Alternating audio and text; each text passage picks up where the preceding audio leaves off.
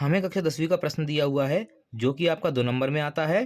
प्रश्न है, एक द्विघात बहुपद ज्ञात कीजिए जिनके शून्यकों का योग तथा गुणनफल क्रमशः दी गई संख्याएं हैं 1, 1। तो हम मान लेते हैं, माना द्विघात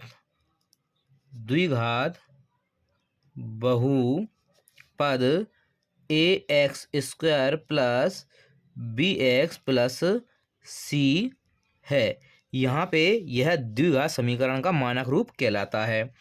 और शून्यक, तो मान लेते हैं कि जो शून्यक हैं वो अल्फा कोमा बीटा है।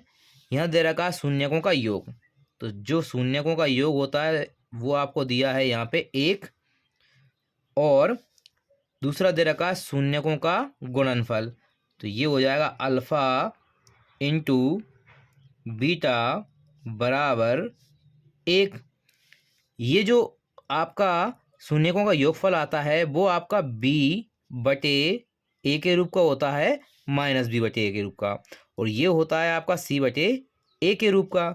यहाँ आपको a नहीं दे रखा तो हम 1 मान लेते हैं, यहाँ भी नहीं दे रखा 1 मान लेते हैं।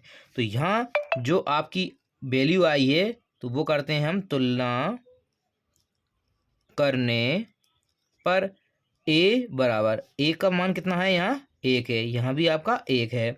दूसरा b का मान आपको 1 दे रखा है, लेकिन ये माइनस का भी है तो ये माइनस आपका 1 में लग जाएगा, तो ये हो जाएगा -1।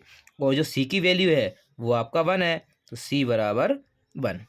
अब हम लिखते हैं द्विघात बहुपद, तो लिखते हैं अतः द्विघात बहुपद बराबर, एक ही जगह आपको 1 लिखना है तो ये हो जाएगा 1x²। तो 1 को हम लिखते हैं, ये x² हो गया, 1 आपका इसमें अंडरस्टूड रहता है, प्लस b की जगह लिखना है आपको माइनस का 1x, तो ये प्लस ये माइनस का 1x हो जाएगा, ठीक है। और ये प्लस का c का वैल्यू आपके पास 1 है, तो जो इसका मान बनेगा वो बन जाएगा आपका x² plus minus minus x, और ये प्लस का 1। ये आपका उत्तर हो जाएगा द्विघात बहुपद।